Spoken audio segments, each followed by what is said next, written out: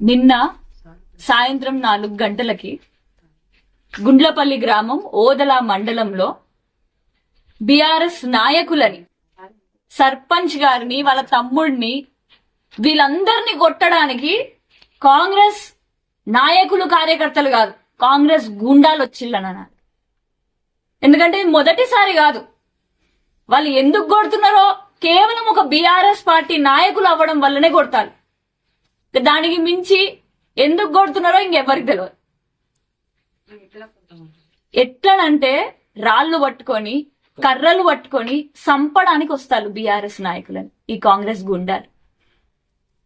ఇంతకు ముందు కూడా ఇదే గుండ్లపల్లి గ్రామంలో జూలై 16వ తారీఖు ఒక బాపు వాళ్ళ కొడుకుని కొడితే అప్పుడు కంప్లైంట్ కూడా తీసుకోలే కనీసం. దానికంటే ముందు ఇంకో బీఆర్ఎస్ నాయకుడిని ఇదే కాంగ్రెస్ గుండాలు వచ్చి కొడితే ఇక్కడ కంటికి మొత్తం కూడా స్టిచెస్ పడ్డాయి, పక్క బొక్క కూడా ఇరిగిపోయింది, రిప్స్ అనేటివి కూడా ఇరిగిపోయినాయి. ఈ విధంగా బీఆర్ఎస్ నాయకులు నేడు ప్రాణాపాయ స్థితిలో ఉన్నారు. వాళ్ళ ప్రాణాలకి, అసలు ఏ ప్రాణానికైనా కూడా కాపాడాల్సింది ఈ ప్రభుత్వం. కానీ నేడు ఆ కాంగ్రెస్ ప్రభుత్వం ఏదైతే ఉందో, కాంగ్రెస్ ఉండడం వల్లనే ప్రజల ప్రాణాలకి నష్టాలు వస్తున్నాయి. అసలు పెద్దపల్లి నియోజకవర్గం మొత్తం కూడా గిట్లనే ఉన్నది. ఏ ఊరికి పోయినా కూడా అక్కడ ఉండే కాంగ్రెస్ గుండాలు, ఒకళ్ళేమో మేము ముఖ్యమంత్రి అంటారు, ఒకళ్ళేమో మేము రేవంత్ రెడ్డి, ఒకళ్ళేమో మేము మంత్రి, ఒకళ్ళేమో మేము ఎమ్మెల్యే. మరి ప్రతి గ్రామంలో ఒక ముఖ్యమంత్రి, ఒక మంత్రి, ఒక ఎమ్మెల్యేలు ఉన్న తర్వాత ప్రజా పాలన చూడాలే గాని ప్రజల్ని దౌర్జన్యం చేసే పాలన చూస్తాను నేను. ఎందుకంటే అక్కడ ముఖ్యమంత్రి ఏం చెప్తాడు, పేగులు చీల్స్తా, గుడ్లను వీకుతా అని అక్కడ అంటే ఇక్కడ వీళ్ళు ఆచరిస్తారు. మొన్న మంత్రి ఆమె ఎట్లా దుర్భాషణ ఆడిందో అదే విధంగా ఇక్కడ కూడా కాంగ్రెస్ గుండాలు వీళ్ళు ఏం చేస్తారు, ఇక్కడ ఉండే కాంగ్రెస్, ఈ గ్రామ కాంగ్రెస్ గుండాలు ఏం చేస్తారంటే అదే మహిళల పైన ఆ మంత్రి ఎట్లనైతే దుర్భాషణ ఆడుతుందో నోరిప్పితే గదే భాష వస్తుంది.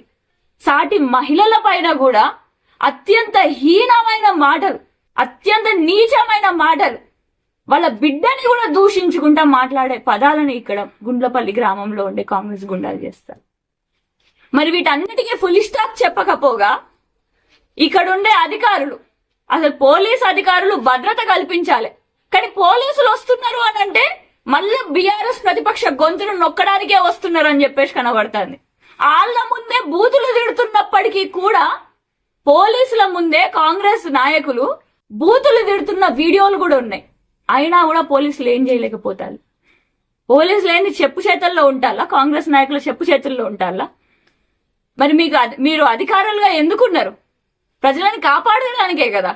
కానీ నేడు మిమ్మల్ని చూస్తే కూడా మా గొంతులు నొక్కేటటువంటి విధానంలో రాక్షసులుగా మీరు కనిపిస్తున్నారు. మరి వీటన్నిటికీ ఎప్పుడు మనకి ఫుల్ స్టాప్ దక్కేది?